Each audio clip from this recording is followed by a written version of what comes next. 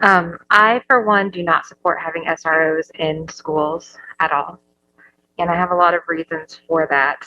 Mostly they circle around this idea of equity and how policing of people of color happens in the real world.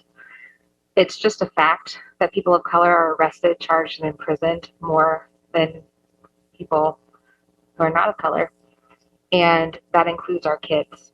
Our kids in our schools, the kids that we have been elected to protect, get arrested by our SROs, get arrested by police, and imprisoned for things that white kids don't.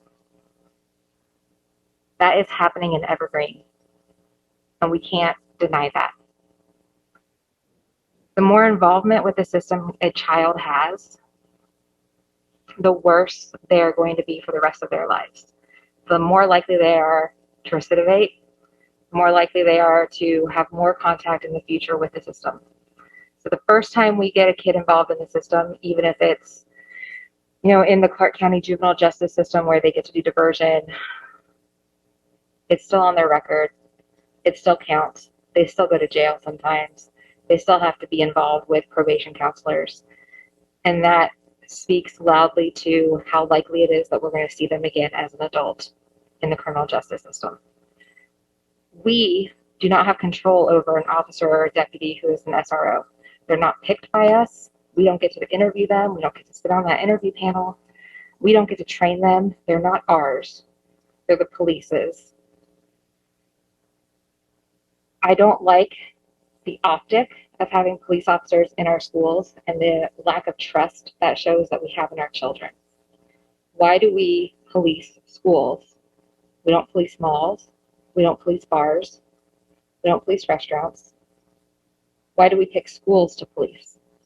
And if it's the argument that, they're there to help keep things safe in the case of a school shooter, out of 200 incidents of school shootings, SROs were able to intervene in only 2. That's 1%. That's not worth it if that's the reason to have an SRO in place. They are not making our kids safe. Our SROs are trained police officers. They're trained to look at people as threats. They're looking at our kids as threats. Data shows that schools with more police, more SROs, are more likely to refer kids to law enforcement, which leads to charges, which leads to arrests. Black students are more likely to be arrested than all other students while at school. We have incidents in our country of a 6-year-old Black child being handcuffed by an SRO while she was sobbing. We have an incident of an 11-year-old Black girl being shoved against a wall by an SRO. They're police. They are trained as police officers first and foremost, which, as Shane indicated, they do look at people as threats, even though they're SROs.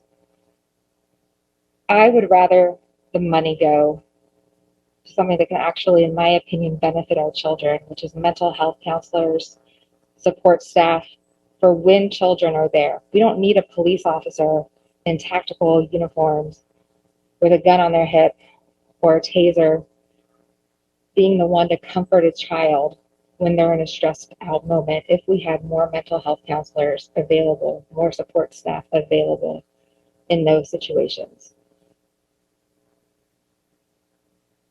Having a police car out in the parking lot of a high school on a daily basis, just think of the impression that that sends to the children as they're walking into that school. And yes, I agree, it would be great if we had all of our children have wonderful relationships with the police. But the fact of the matter is that policing in the United States is biased.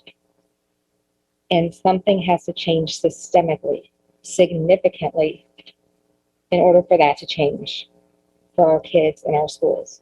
So we are sending our children of color into a school where they are seen as a threat. Whether it's consciously or not by that SRO, they are seen as a threat and as someone to protect against, not to protect.